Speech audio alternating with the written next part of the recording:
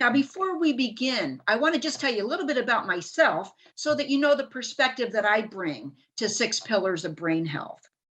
My master's degree is in physiology of exercise. And in my entire career, people have always said, wow, physiology of exercise, what's that? So let me explain what that is.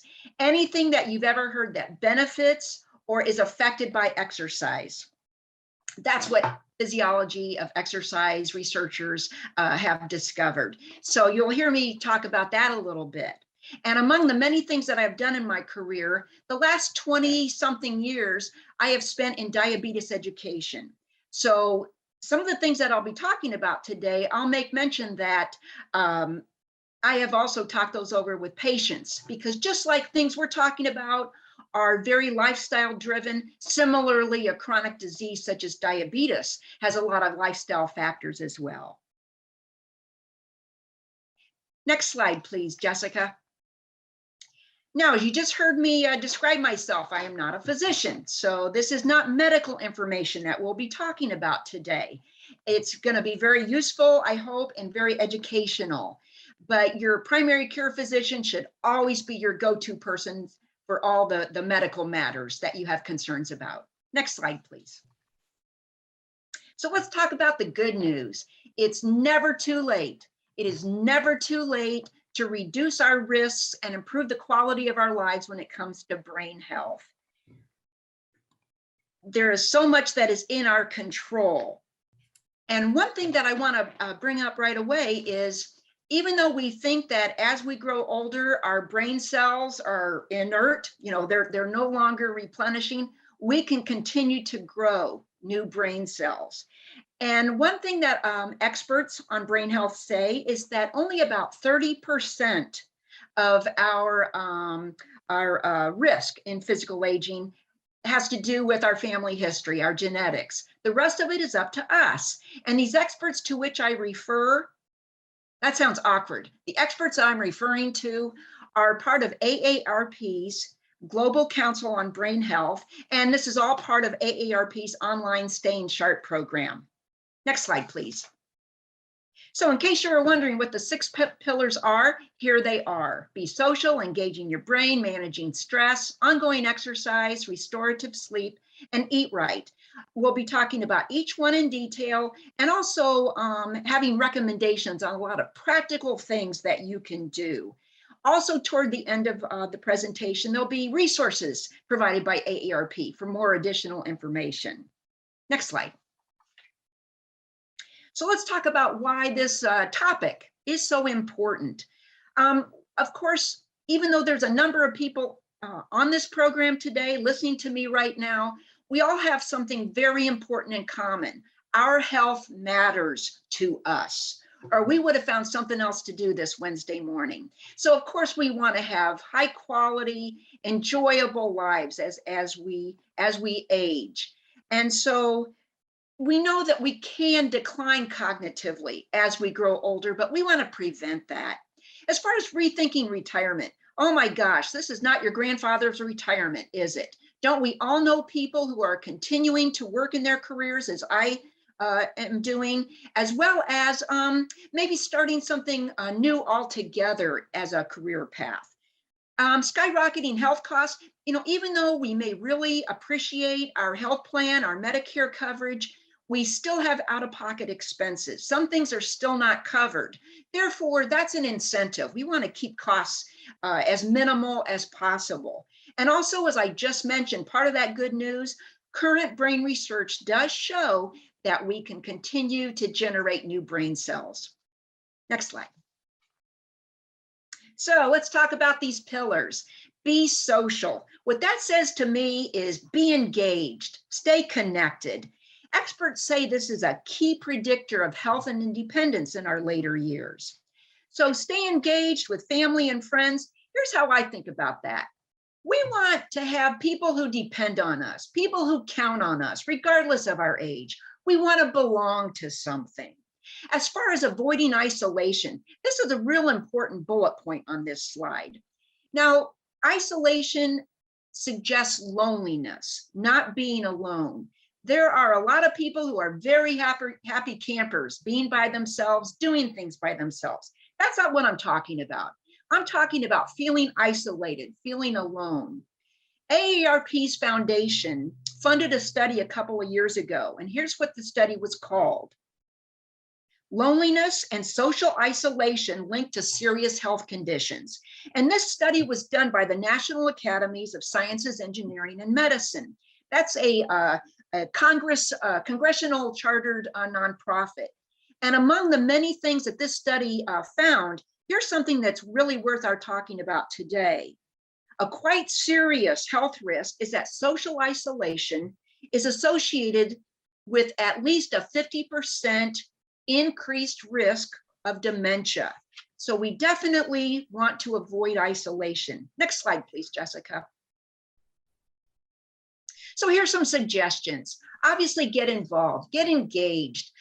It's hard to do in a pandemic, of course, but I think just like we're all together virtually this morning, we're getting used to it, aren't we? And at some point, we'll be able to all get together again and be able to look at each other.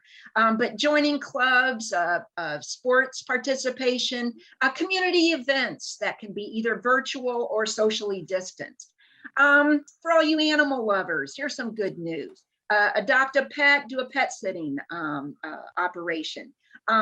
My sister is a dog lover, and I know that she is happiest when she gets to sit for one of her friends' dogs for a week or so when they're on vacation.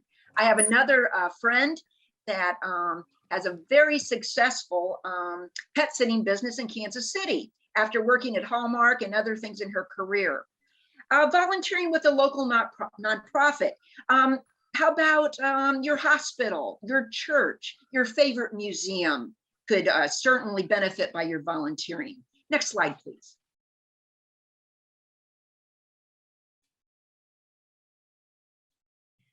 Now, remember I said, oh, the website, Jessica, that website. There we go. Thank you. We want to make sure that you know this is not a canned program. So Jessica and I have worked out that we want to make a few little oops here and there, just so you know that this is a live presentation. So good for you, Jessica. Okay, now remember I said handouts will be emailed to you. So in case you're looking at one of these websites, you don't have to write it down right now unless you want to. But as far as being social, being engaged, staying connected, here's some opportunities for you from AARP. First of all, doing what I'm doing right now, serving as a volunteer. You're really going to feel the love from AARP staff should you decide to do some volunteer options with AARP. So there's the website to look into those kinds of things. Participating in events, community events, as I just mentioned, here's a way to do it virtually through AARP. And finally, if I touched a chord with you when I was talking about being isolated, what's called and be sure to mute everybody. Friendly voice. What that means is you can arrange to have someone to talk with, just in case you're going through a patch in your life where you do feel alone, you do feel isolated. Next slide, please, Jessica. I love this slide. So the rest of the presentation is going to be just looking at this slide because that's so great. No, next slide, please. Pillar number 2, engaging your brain. What a great time of our lives we're in now. All those things throughout our careers that we said we don't have time to do. Oh, we'd love to look into that, but we can't. We're too busy. We have the time now. So that's one way of looking at engaging your brain, pillar number 2. But here's kind of a theme of this pillar. Challenge your brain, challenge your thinking. Next slide, please. And there's the word again, challenging yourself.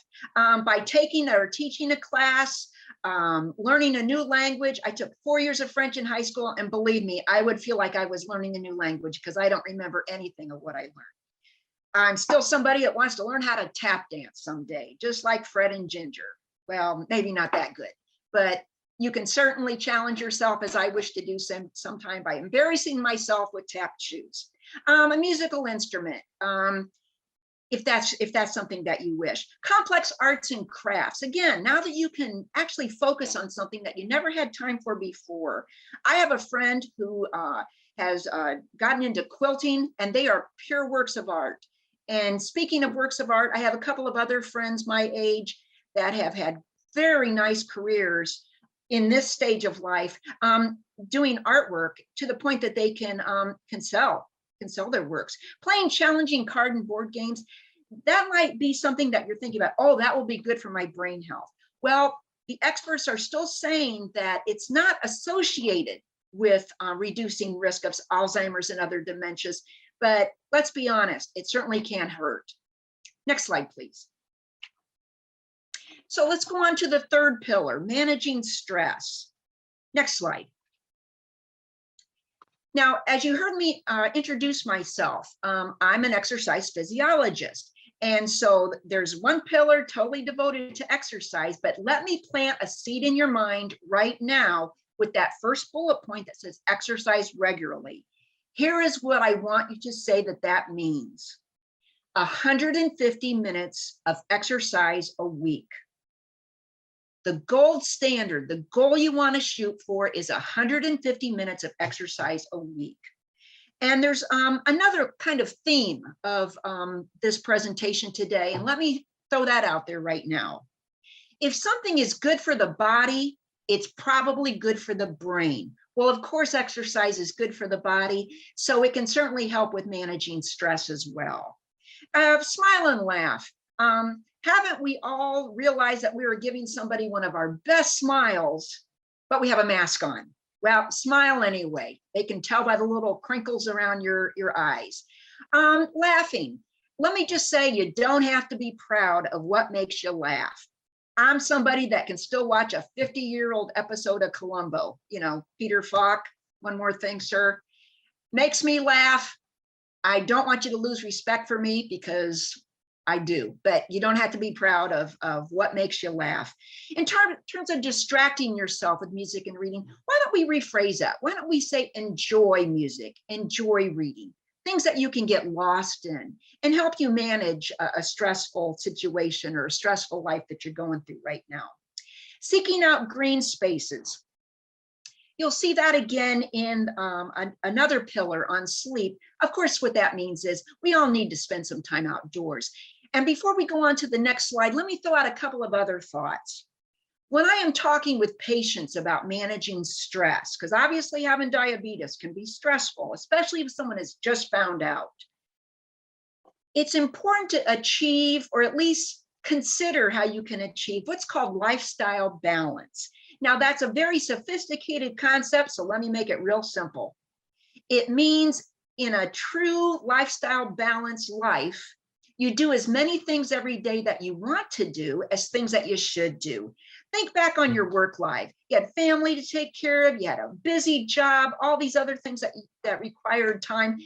You were spent doing a lot of things that you should do, probably not a lot of things that you want to do. Well, let's try to make that a little more balanced now at this point in our lives in terms of managing stress. And another thing before we go on to the next slide, here's something I want you to think about. If somebody asks what you do for fun, I want you to have an answer. And I don't want you to have to think for 2 minutes before you come up with it. I want you to know exactly what is fun for you. Next slide, Jessica. Confiding in friends. Well, doesn't that get back to pillar number 1, being social, being connected, having friends that count on you and that you count on. As far as being silent and still, what that suggests to me is finding solitude, just kind of being in your own head. Now, some of us need more of that than others, but I think all of us need a little bit of that kind of time. Take stretch breaks. What that means to me is take any kind of break. And this is going to sound like an unusual kind of example, but this is what we can learn from smokers. Think about people that we may have worked with who were smokers. What did they make sure they did a couple of times at least every workday? They took breaks. They went outside and they smoked their cigarettes. We certainly don't have to start smoking to take a break, but I think that is something that we can learn, because I think a lot of people that don't smoke and they just work. Let's make sure that we give our brains time to relax and de-stress by taking breaks. Limit screen time. You're going to see that in the pillar on sleep. A lot of us spend a lot of time looking at our phone, doing what I'm doing right now and what you're doing right now, looking at a laptop, looking at a television screen. If you find that that is really not relaxing, but is in fact a little more stressful for you, then maybe limit how much time you spend on those screens. Take deep breaths always makes me laugh. Folks, let's remember to breathe. It's very important to breathe. Next slide, please. Oh, I forgot to mention, great video. What makes you laugh the most? My stepdaughters, but I find that they're laughing at me and not with me. Laughter. It's universal. The dictionary calls it an expression of emotion with an explosive vocal sound. But it's so much more than that. Humor and our ability to laugh add depth to our daily life. It engages various brain networks, including those that process information and search for patterns. What can you do to bring more laughter to your life? Talk with friends about fun memories. Learn to laugh at yourself. See how laughter may also be good for your brain health.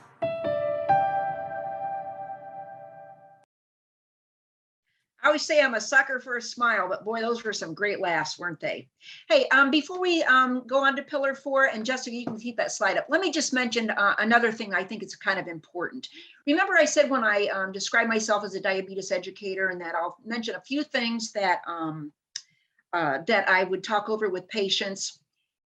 Here's something else I want to just pose for you to think about. I think it's important in terms of managing stress that we know what stress is versus what's just kind of a hassle versus what's actual bona fide depression.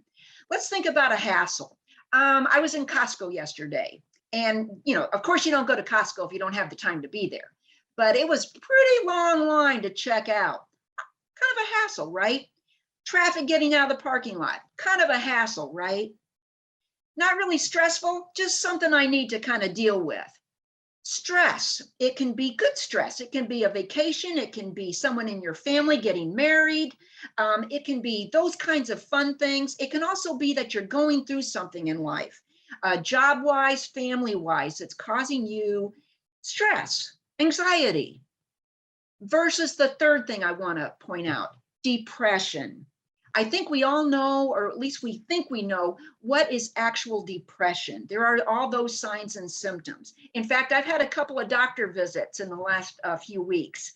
And when they give you that clipboard with the forms, you get to sit down and fill those out. 2 of the doctors had a depression inventory for me to answer. And, trouble sleeping, things are hopeless. You're in that funk that you just can't seem to get out of. And so before we go on to pillar 4 exercise, I just want to point out, if instead of stress, you feel like it's actual depression, my gosh, that's why we all have health insurance. Use that and talk to somebody so that you can get back in the game of life. Okay, ongoing exercise. Next slide, please, Jessica. Well, looky there, 150 minutes of exercise a week. See, you already knew that. That's what all the experts say. A panel called the U.S. Physical Activity Guidelines Panel and so on have all talked about how important it is to get at least that amount of exercise every week. But before I move on to the next bullet point, let me point out what's on the right side of this slide. As an exercise physiologist, it is very important for me to point out whatever you have in mind for yourself in terms of exercise and increasing your level of activity, it's always a good conversation to have with your doctor, just to make sure that there are some considerations that he or she might have that you haven't thought of. So make sure you talk to your doctor. And let me cut to the chase with the second bullet point. Exercise helps everything. If you ask me, Pam, does exercise benefit this? Does exercise affect that? Give me a few minutes and I'll be able to pull up a study that shows, yep, exercise actually has an impact on that in a positive way. But let's talk about a couple of things specifically. We're here to talk about brain health today. So repairing and protecting brain chemicals, absolutely. Improving sleep, that'll be the next pillar. It helps sleep improve, sleep habits improve. Circulation, exercise is the pill we couldn't afford. Man, it helps everything. Blood pressure, cholesterol, you name it.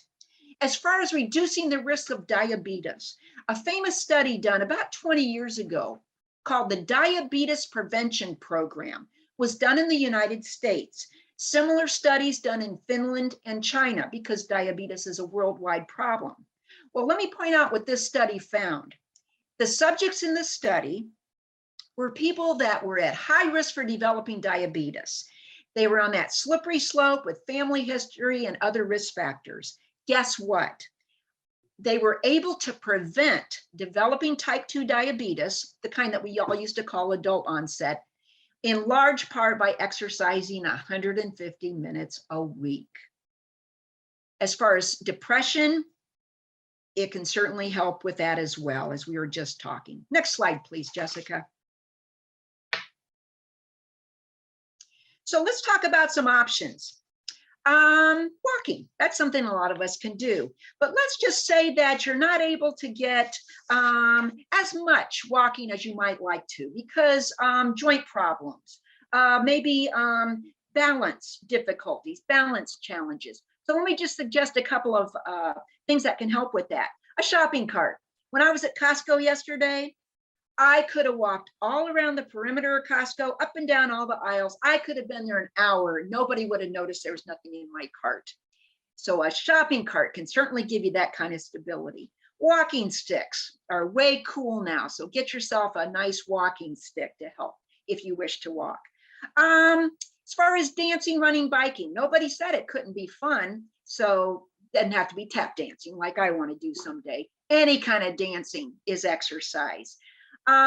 Biking. Let's say you haven't been on a bike for a while, but it kind of sort of appeals to you. Let me suggest something that you might want to consider, and that would be a recumbent bike.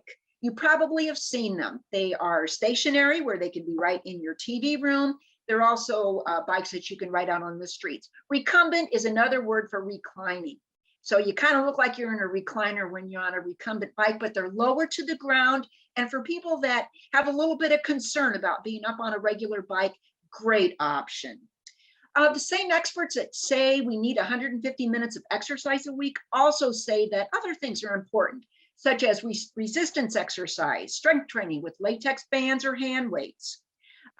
Flexibility, similarly important. So Tai Chi and yoga are also. Let me throw out a couple of other options. Water exercise. And in case you never learned how to swim, that's not what I'm talking about. Good old water exercise is a great way to get a wonderful workout.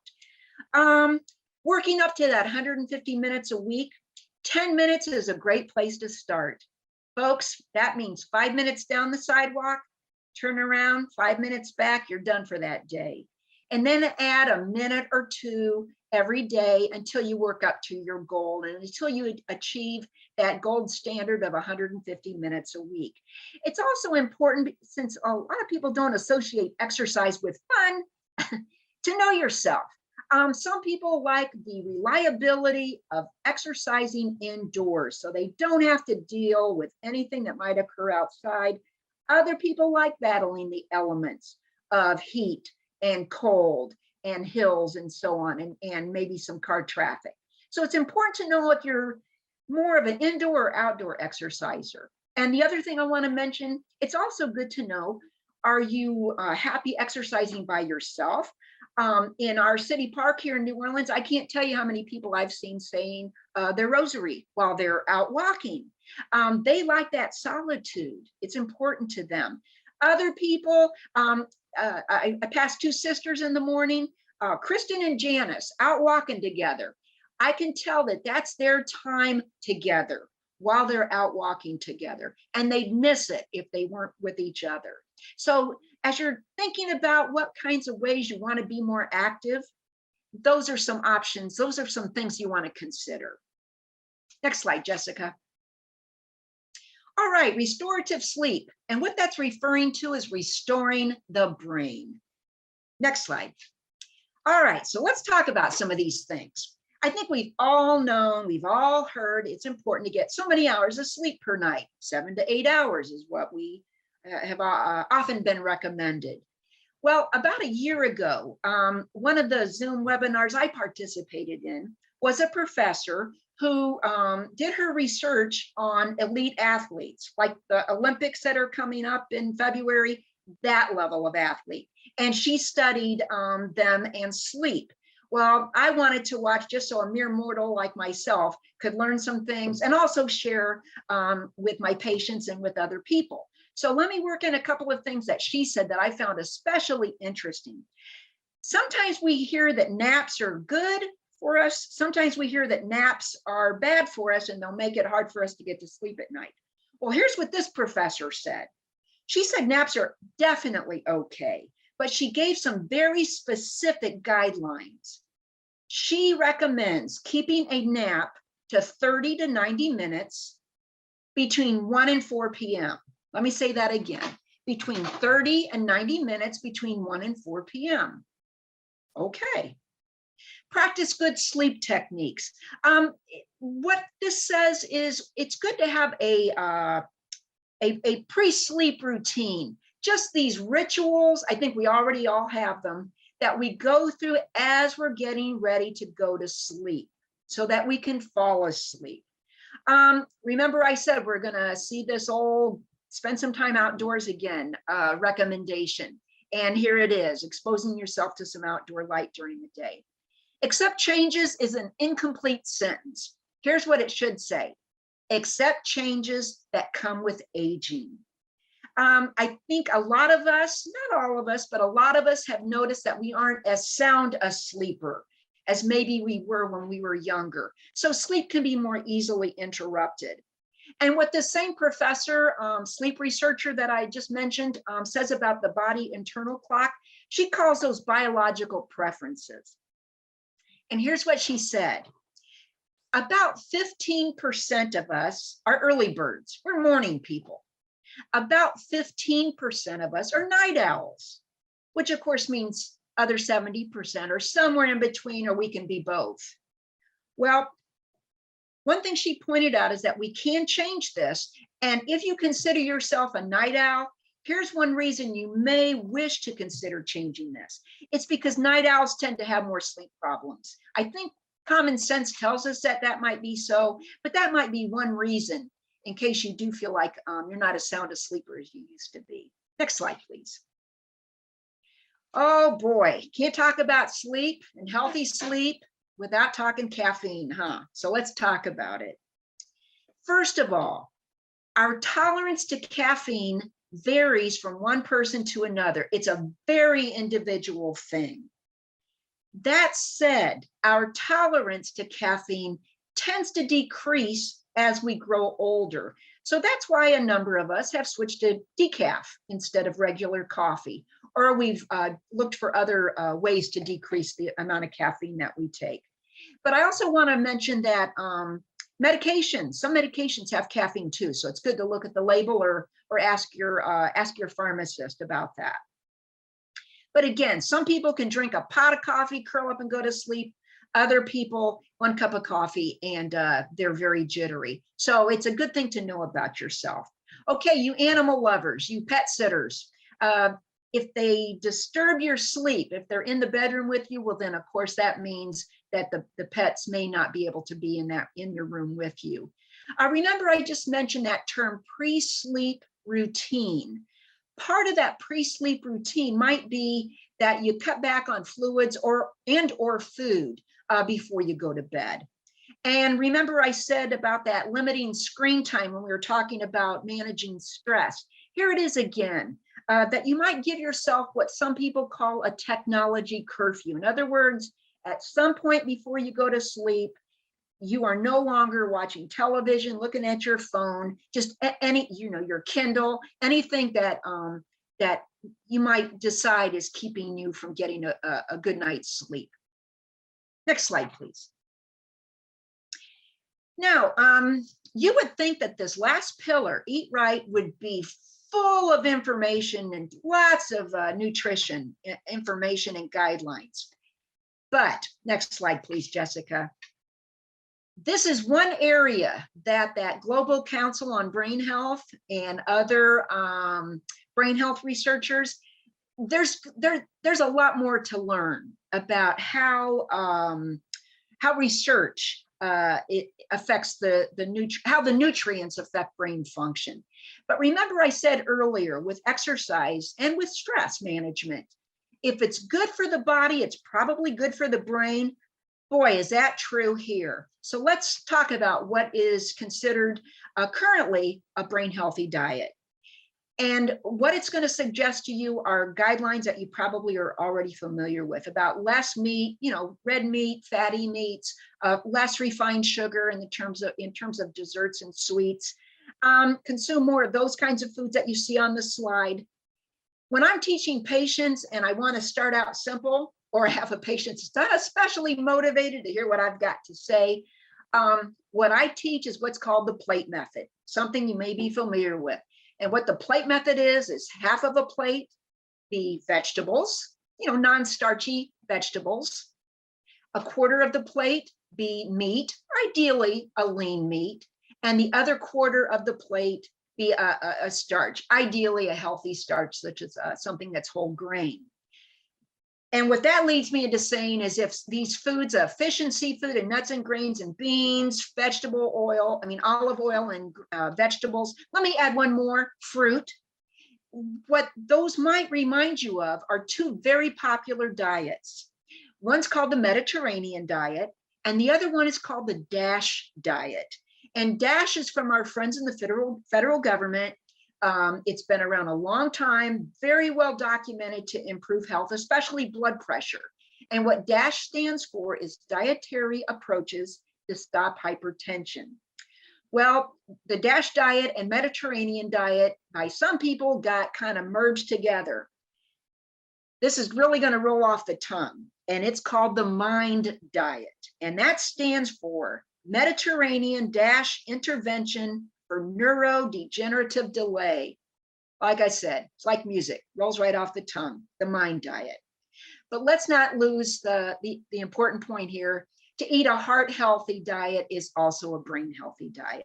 And there's a couple of specifics on the next slide. Next slide, please, Jessica. So, brain-healthy foods. Worth our considering, let's just say that, in terms of working into our diet. There's those vegetables again. I mentioned fruit, such as whole berries. Now, this third bullet point, I want to make a point about that. When I see something like vinegar, lemon, herbs, and spices on a slide, what that says to me is let's cut back on salt. And because a lot of people are mindful of how much salt they consume and where it is in their diets, let me just make a mention of why this bullet point is here. No salt doesn't mean no flavor. It just means we have to get creative with how we season foods. Nuts, walnuts and almonds, probably a lot of nuts have definite benefits as well, but these are specified, as well as these two kinds of fish, salmon and sardines. Yum. Next slide, please, Jessica. Okay, let's talk about, those are the 6 pillars. Let's talk about some things that might threaten our brain health. And remember how I've said a few times already, if something is good for the body, it's probably good for the brain. Well, then the converse should be true. If something's not good for our bodies, it's probably not good for our brains. And that's what this slide is all about. Obviously, smoking, not good for our bodies, therefore not good for our brains. Having heart disease, and then let me point out something else about diabetes. It's a primary risk factor for heart disease and stroke. So obviously those are things we want to manage well. Let me just say one other thing about diabetes in case someone on this program has diabetes. It just means make your A1C beautiful. It means manage your cholesterol and your blood pressure. A1C is a blood test of blood sugar control, folks.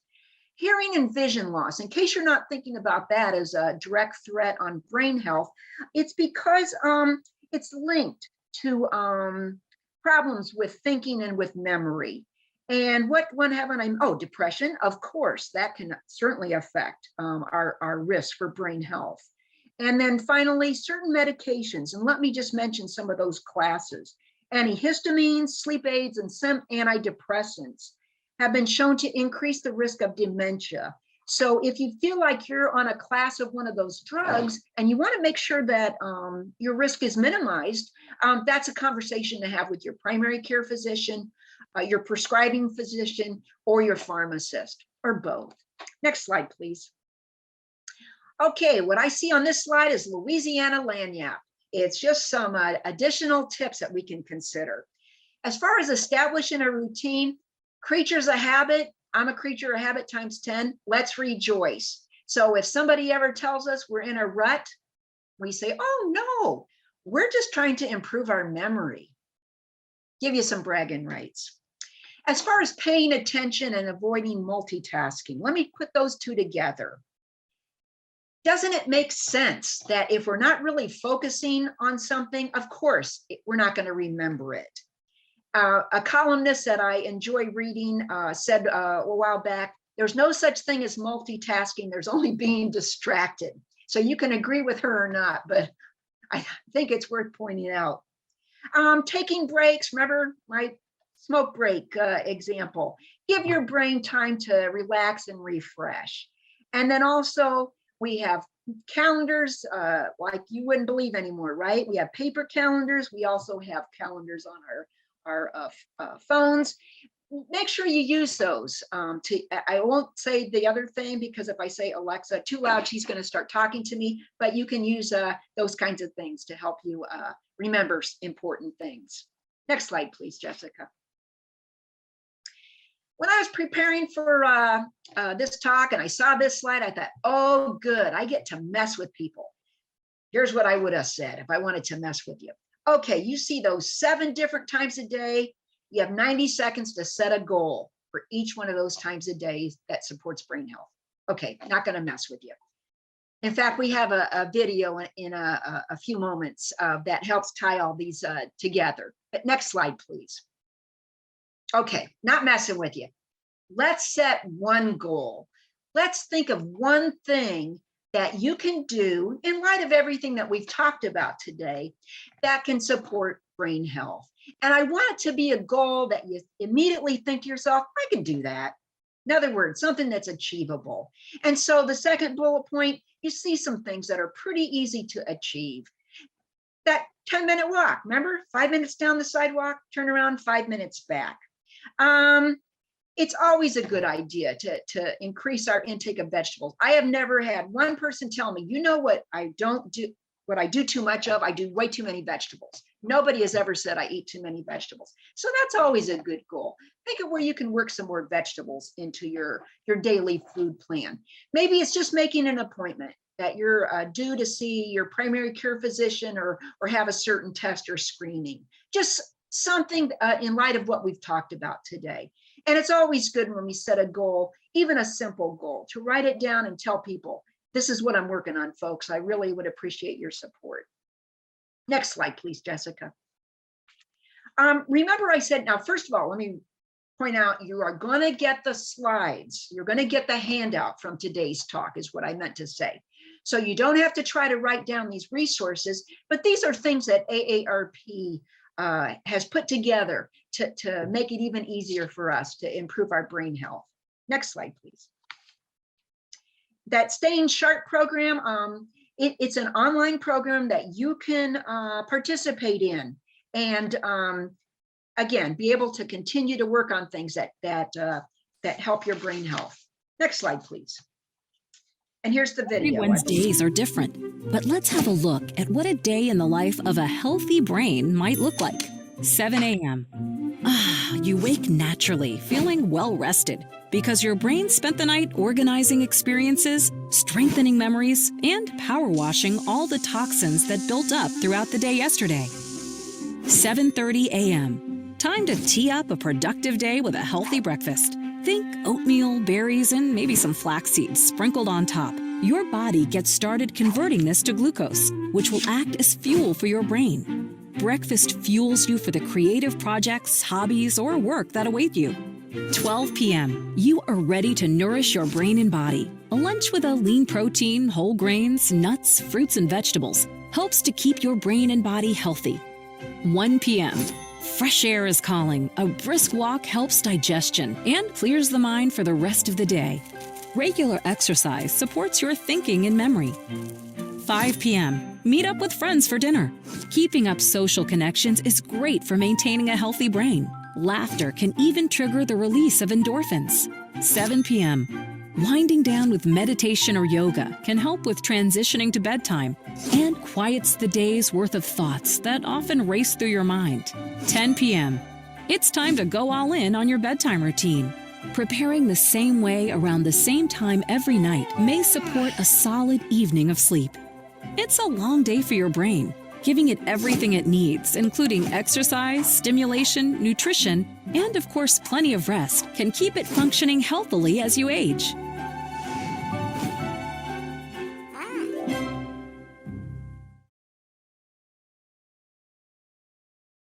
Isn't that better than having to set 7 goals for those times a day? So very nice video. Okay, by way of conclusion, we've covered a lot of information today. The 6 pillars of brain health, those risks, that lanyap, some additional tips for improving memory, and some resources as well. So I want to thank everybody for being with me today. And I did, Pam, since we're on, I just wanted to remind everyone on the call, if you have an organization that is interested in having Pam actually deliver this workshop, please feel free to reach out to us and let us know. We do these workshops free of charge, and as you can see, they're very engaging. So if there's an organization that you have in mind, your church, a social group, we are more than happy to accommodate. And we actually have other workshops as well. So just reach out to us. Absolutely. Thank you, Very Pam. good This presentation. was really good.